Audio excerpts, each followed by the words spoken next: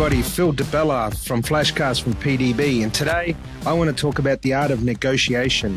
I was fortunate enough to go and fulfill one of my dreams and study at Harvard University, where I did a certificate in strategic negotiation, and I wanted to share a little bit about obviously not what I learned there, but also my thoughts and some of my experiences in negotiation. Remembering that everything we do is a negotiation, whether it's in our family, personal, professional life. We're either negotiating with ourselves, we're negotiating with our wives or partners or children, or we're negotiating at work. So negotiation is a way of life. It's part of life, and hopefully I can give you some tips over the next few minutes on how best to go about it. But before I do that, just a few things to understand. Let's set the scene. The ego normally comes into play and emotion when it comes to humans. So understanding egos and emotions is very, very important, especially around self-esteem, as self-esteem affects everyone's thought process. Low self-esteem can cause negative thoughts, and positive self-esteem can make people do amazing things. Our brain goes into fight or flight mode when we're confronted with things. So again, the ego and the emotions kick in. So I find that in negotiation situations, we've got to make sure that we get our ego and emotions in check. The other thing is to remember to separate the person from the emotion, is trying to understand why somebody is getting emotional or egotistical. So it's really important to separate the person from that. People want to be understood and they want to be accepted. That's just human nature. So knowing that people want to be understood and accepted is important. When people are listened to, this makes them feel important. It in turn puts them into logical decision-making mode. And this is what we want. Something that people call tactical empathy is that when you're having negotiation with somebody, if you can keep it away from the ego and emotion and keep them involved in the discussion and making sure that they feel listened to, that things happen well. And negotiation is simply communication with results. So understanding what negotiation is, it's communication with results. You often hear me talk about the common denominator of failure is poor communication. And communication is everything from the way we dress, the way we look, the way we present, what we write. It's everything. So understanding exactly what negotiation is. It simply is communication with results.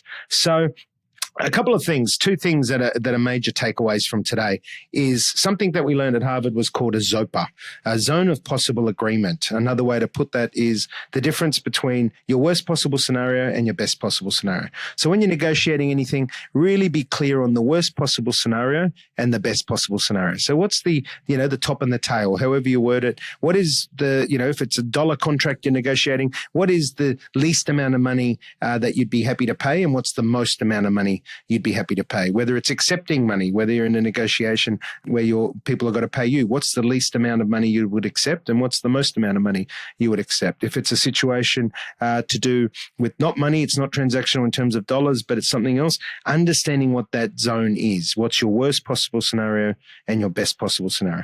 The next one is that there's three levels of discussions. And again, Jim Zabinius, who's the head negotiator for Estee Lauder, and he's also the wonderful man who runs the Harvard course, says that there's three levels of discussion. There's discussions around power, rights, and interests.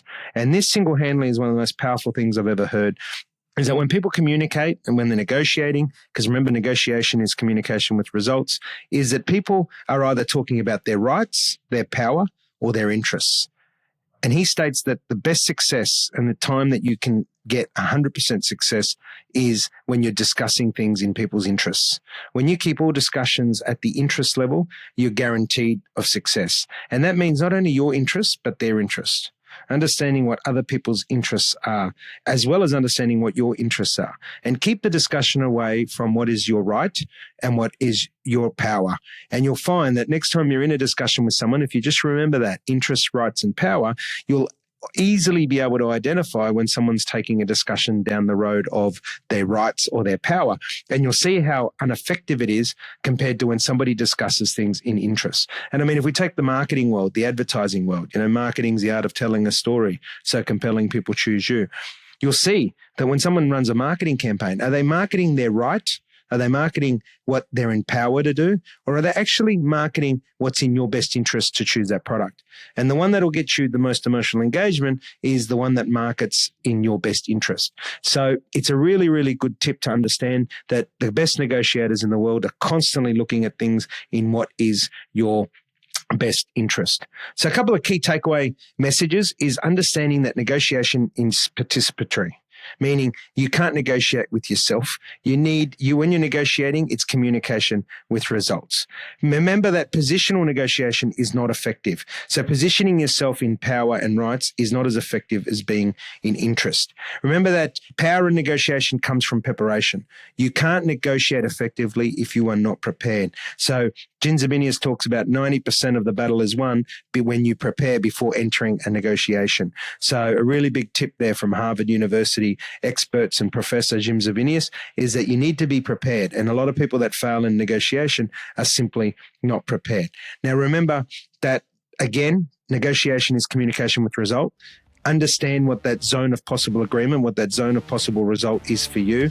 Keep discussions at the interest level. Remember to keep it away from ego and emotion, and go and be the best you can be. People's limitations are often self-imposed. Until next time, I'm Phil DeBella, and you've been listening to FlashCast by PDB.